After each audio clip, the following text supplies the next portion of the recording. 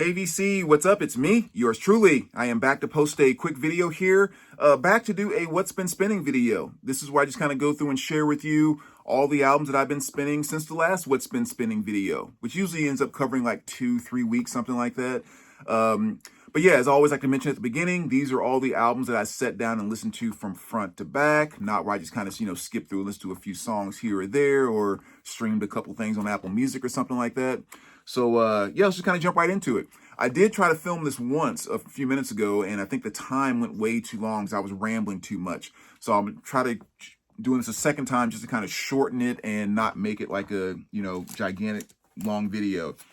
So we'll go a little bit quicker this time. We'll start here with Rush. And of course, this is Permanent Waves. This is their release from 1980. Yeah, I saw someone actually that was doing like a comparison between this and Moving Pictures, a video the other day, and it just kind of made me think, oh, let me go spin that. It's been a little while.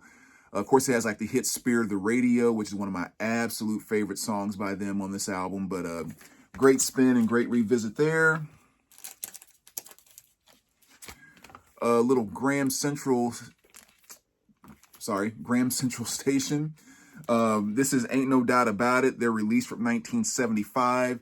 And of course, for those that kind of know, Larry Graham, as well as kind of a number of the members from Graham Central Station, were members of Sly and the Family Stone. So it's just kind of the band, the legendary bass and everything that you recall from Sly and the Family Stone. It was, Graham that was plucking that like no other man can.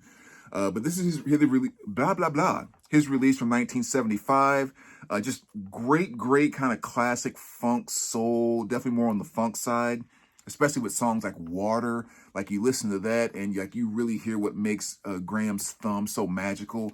Like, man, that dude can just pluck like no other. So great funk album there. Little Simple Minds, Once Upon a Time. This is their release from 1985. Just another kind of great synth, new wave type of stuff. Really great album. Favorite song off of here is Sanctify Yourself. Definitely my favorite track there. But yeah, just another one that takes you back to the beauty of the 80s for sure. And this is one that I don't know how many times this has shown up in my What's Been Spinning videos, but I just play this album all the time. Eddie Money, The Sounds of Money, Greatest Hits. This is the release that came out in 1989. Kind of a hard album to get, but they did do kind of a reissue with a different cover and stuff like 2 years ago, something like that. But yeah, just a fantastic Greatest Hits album. Just all the stuff you would want from him. Some of his later 70s stuff, including his early 80s stuff. But of course, my absolute favorite song on here is still Shakin'. Like that is just one of my just favorite just kind of rock songs. Like I love the way Eddie delivers that, and it's just freaking awesome. Matter of fact, it's the last song on side one, and almost every time I play this, I start with that song. So then when it ends, I just go right back to the beginning and play side one again. So I get to hear Shakin' twice. And I did that this time too when I played it. Love that freaking album right there. Oh, one of my absolute favorites. And then here you have West Side Soul by Magic Sam. Excuse me, Magic Sam's Blues Band from 1967. One of my absolute top 4 blues artists. And I've always said the thing that I love so much about Magic Sam is that with a lot of the blues guys, like one of the staples of it is like the grit and the down home dirtiness of like the voice and the vocal delivery and everything. It just gives the blues so much passion.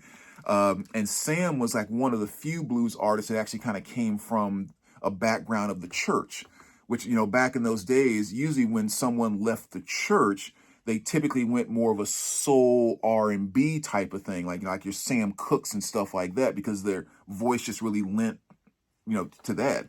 But Sam actually brought that same nature of voice to the blues, which I guess a ton of artists didn't do. But yeah, it's one of the things that just makes him magic to me, because I love freaking Sam. So if you're not familiar with this album, try the song That's All I Need. Very good one off of that. I spin that one quite a bit too. One album I really love having in my collection, which is this one right here, Sly and the Family Stone. There's a riot going on. And I say that because I'm sure those of you that have been digging for years and years, you've seen this album a gazillion times, but it's rare that you come across like an OG copy that's that clean. And the vinyl is absolute near mint. I mean, it's just such a clean copy that every time I see this, it makes me think like, I am so happy to have that in my freaking collection, because you just don't stumble across it that often. But just some of that, you know, early 70s Sly and the Family Stone doing the funk, soul, R&B thing that they do so well. Great, great album there. Then you have Buddy Guy, Left My Blues in San Francisco. Just kind of some, I think this album came out in 87. I'm not sure if that's the same year it was recorded or not, though. But yeah, just kind of, you know, Buddy Guy doing his thing. Just when it comes to blues guitar, it's just one that it's just so weird watching him play, because he'll be doing this amazing stuff and it just seems so effortless to him. Just, you know, one of the legends that has been around for quite some time. So you gotta love Buddy. Then Little Concrete Blonde. This is their release from 1986. I always find myself going to Bloodletting, that album, when I want to listen to Concrete Blonde. So I kind of made sure this time I was like, let me go check out something else. And yeah, going back some of their earlier stuff here. And, you know, fantastic album, fantastic band. Another one that I probably play as much as that Eddie Money I just mentioned a minute ago. I spin this album all the time. Mistress America. Fantastic, fantastic album. Soundtrack from 2015, the movie Mistress America. Funny thing is, the movie, very subpar. Like, nothing special. I mean, fun movie to watch and all that, but not one you want to go back and watch again and anything like that. You know, you have the song No More Lonely Nights on here by Paul McCartney. Souvenir by OMD, which is arguably my favorite song by them. And what else? You Could Be a Lady by Hot Chocolate. And I think for the most part, those are the only 3 songs that are by artists. Almost everything else is just kind of instrumental and score by those 2. But the thing I like so much about this album is that the score and those instrumentals are just pure 80s vibe. I don't even know like how else you really want to put it. It's just like, if I think about any scene pick almost any 80s teen movie that you want, whether it's Some Kind of Wonderful, whether it's Pretty in Pink, whether it's Weird Science, whether it's Just One of the Guys, like on and on and on. Any scene where you have the 2 people that are starting to fall in love and get into each other, or their very first kiss, it's like the score that they did on this album is the theme music to those scenes. And so that's what I love about it. You just throw it on and it just so immerses you back in the complete feel of all of that 80s culture between movies and music. And it fills the room up with that. Now, you may listen to it and think it's some of the most boring stuff. It's not moving. It hits me in the right place. I love, love, love that album. I listen to it so much. Let me kind of pick it up a little bit. Iron Maiden Killers. Of course, you guys know this one. Their sophomore album, you know, Ides of March, Wrathchild, all kinds of great stuff. Just another legendary album. Still need to get a copy of Seventh Son of a Seventh Son. I'm still looking for a nice OG copy of that. Next, you have the J. Geils Band, Freeze Frame. This is their album from 1981. I remember so being in love with that song Centerfold back when I was a kid in grade school, playing that all over the place. The thing I really love about this album is it's one of those anchor albums where, you know, this is 1981, so you had the 70s kind of going out and then what the 80s was going to bring coming in. And this is one of those albums where you can totally hear all the influence of that 70s rock pop stuff and what was going to come in the 80s. Like, it's all tied in here. So it's like the 70s is on one side, the 80s is on one side, and this album is kind of a bridge between the 2. So yeah, really cool album. Highly recommend that. Let's say 81, I think is when that came out. Another one you guys know all too well, so I don't have to say anything about this one, but decided to go back and give a little Mental Health a little spin again, and that's always a fun revisit. As well as the Psychedelic Furs, Talk, Talk, Talk. Some more great new wave stuff there. Of course, the big hit off of there is Pretty in Pink. Little Chicago. Every now and then I'll just kind of go to my Chicago section and randomly pull one out. So this is, I think this is 10, I believe. The big hit off of here was, of course, If You Leave Me Now.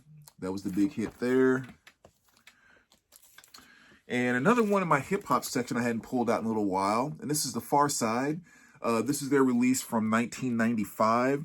Kind of a cool, I'm not going to say legendary hip-hop album, but definitely one that's kind of sought after, for sure. As a matter of fact, I was actually thinking about that when I was playing it. I was like, yeah, it's an album I dig. I definitely like it, but it's not necessarily one that just, sends crazy goosebumps all over the place with me.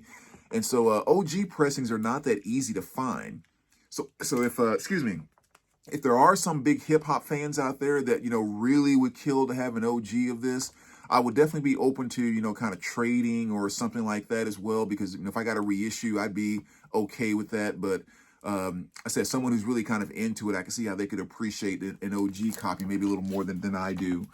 Like I said, good album, just not one it's not my pinnacle of hip hop that I love from that time frame. Next here, we have one of the albums from the Tina Turner box set. This is the 4th album out of there. Again, it's kind of a bunch of random songs on here. Stuff like I Don't Want to Fight, Disco Inferno, Proud Mary, of course. It Takes Two with Rod Stewart. And then that 90s version of Nutbush City Limits, which I've never could stand that I'm remixing, you say 90s version, whatever you want to call it. It's like the first one was perfection, and I've never liked that one. But anyway, moving right along. One of the few 12 inches I ever show in here, Black Box, Everybody, Everybody. Song came out, I think, in 1990. And just one of those quintessential songs that just really kind of defines, to me, the whole club scene at that time, going into the early 90s. Like, the everything about the feel of that song just really sums up what it is to me. So, yeah, really awesome album there. I'm not sure if the full length's ever been pressed on vinyl or not, but Funkadelic. This is the best of 2 LP set from 2009 is when this came out. Just a lot of different stuff on here, including the song Maggot Brain, which is arguably my favorite Funkadelic song. But yeah, nice 2 LP set. Here, just give you a little flash of the title. You can pause it and take a look in case you want to think about checking that out. One of those albums I'm kind of halfway embarrassed of owning, but Mr. Horan here, this is his 2017 release, Flicker. And I say that just from the standpoint of, this is one of those albums I would kind of hand to somebody and say, a lot of the stuff that I really can't stand about modern day pop music, yeah, here, like right here. But then it's like, but I can't help it. There's stuff on here that I like. It's just one of those things where both those truths have to hold.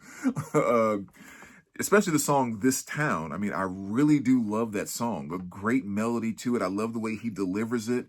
Really, really good stuff. So, yeah, that's that.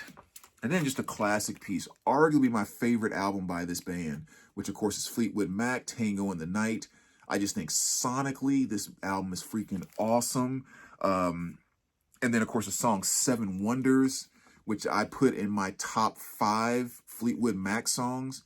It's an awesome song all the way through, but then the part that just really moves me to no end is right after the chorus, when they go into that little part where it's almost like Lindsay's guitar is talking to McVie's synth, and like they're kind of going back and forth, and then like Stevie Nicks is throwing in those little hellos in the middle of it.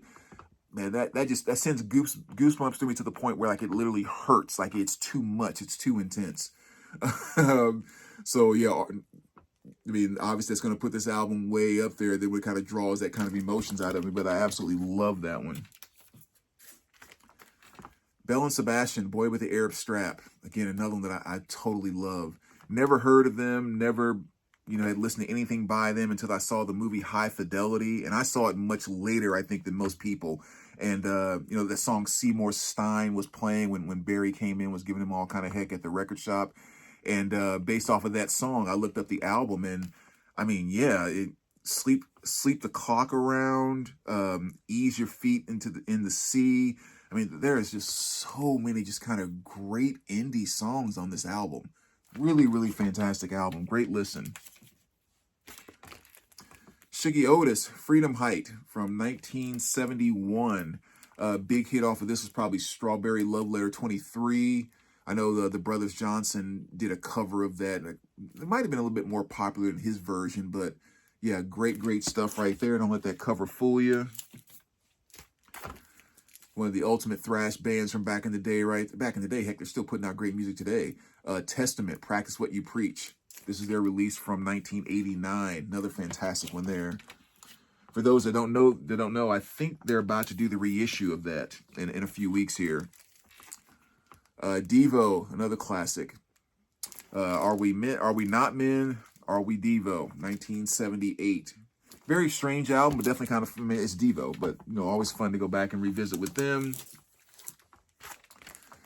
And then right here, you have Chocolate Milk. This is Action Speaks Louder Than Words.